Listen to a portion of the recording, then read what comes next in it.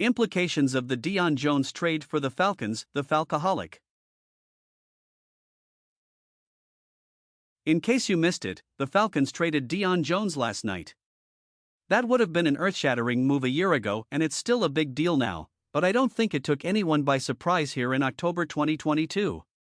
Jones will land in Cleveland with a shot to start and revive a once wildly successful career so long as he's healthy, and the Falcons will be moving on from a player with a big contract that no longer figured into the team's plans.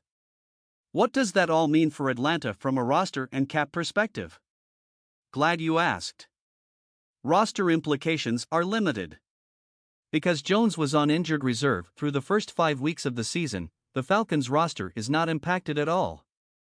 There is no free roster spot because Jones was not taking up one, and the team will continue to carry 5 inside linebackers on the active roster. That's pretty much it here. Michael Walker is auditioning to be a long-term starter for Atlanta this season, essentially, while Rashaan Evans is likely hoping to turn a one-year pact into a long-term deal as well. One of the team's 2 starting spots will go to Troy Anderson at some point, as the rookie is getting better each week, and veteran Nick Kwiatkowski and rookie undrafted free agent Nate Landman round out the group.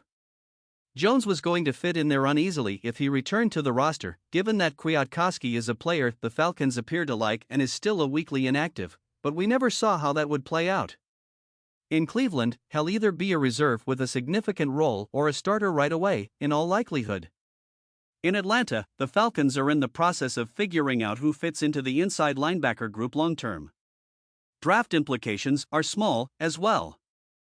Atlanta received a 2024 6th-round pick in exchange for Deion Jones and a 2024 7th-round pick. This team has yet to use a 7th-rounder and likely weren't bemoaning that loss, but they have turned 3 6th-rounders into Frank Darby, Justin Schaefer, and John Fitzpatrick in Terry Fontenot's 2 seasons at the helm. The jury is out on all 3 at the moment, given their lack of playing time to this point, but we know the team will certainly put those 6th-rounders to use. That's a small benefit, then, but one that will help the Falcons potentially get one more interesting reserve in 2024. We'll have to wait to see how that plays out. Cap implications are more significant. The Falcons aren't exactly rolling around in cap space the way they would have been if they traded Jones earlier this summer, after June 1st, but before the restructure. They're still freeing up some space long-term, even in the immediate dead money is awe-inspiring.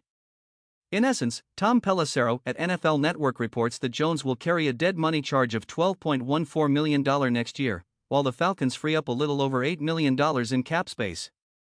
That will add to their already significant war chest, and while I'm not an expert on voidable years by any means, I think they're in the clear after 2023 for Jones' contract. The upshot of all the dead money being absorbed this year is that the Falcons will go into 2023 with just over $12.4 million in dead money, as compared to the $77 million this year, and are expected to have tens of millions of dollars in cap space for the first time in recent memory. The 2023 savings are the most significant piece of this for Atlanta, as it will help them go on a big free agent shopping spree if they'd like to do so, even if their savings aren't massive at the end of the day. When all was said and done, the Falcons didn't pull off some great coup so much as they made a move the front office clearly felt was necessary. The multiple restructures to Jones' deal wound up meaning that their savings weren't as significant as they might have been otherwise, but they achieve some savings and don't have to hang on to a contract for a player who was not part of their plans.